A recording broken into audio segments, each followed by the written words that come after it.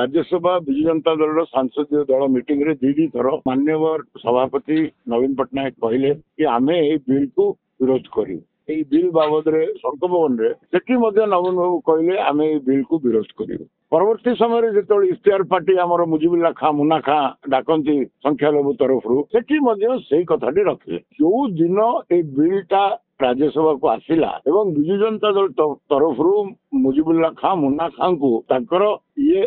मत रखा मत रखा आगु यही कथाटा कहले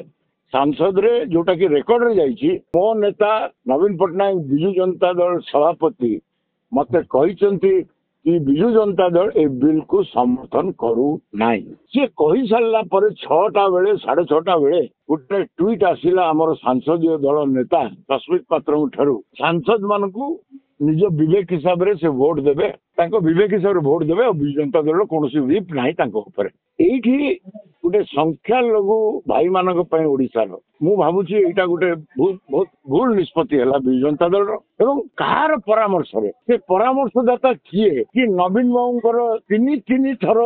करिवार मीडिया रिपोर्ट करने पर भी निष्पत्ति चेंज है एटी कौन किसी षड्यंत्र थिला किसी डील थिला नवीन पट्टनायक घोर एक्शन नियंतो विरुद्ध में जो मैंने ये प्रकार भूल एडवाइस देते आम दलीय भितर किए एडवाइस दौथ ना कहीं बीजेपी एडवाइस कहीं सी ने दल भितर कौन परामर्शदाता ही दलर शत्रु एक्शन नियंतु जानतु कि यही प्रकार विजु जनता दल जो माने डुअल नीति को लेकर आज आमर ओडिशा रे विजु जनता दल निंदित होउछि।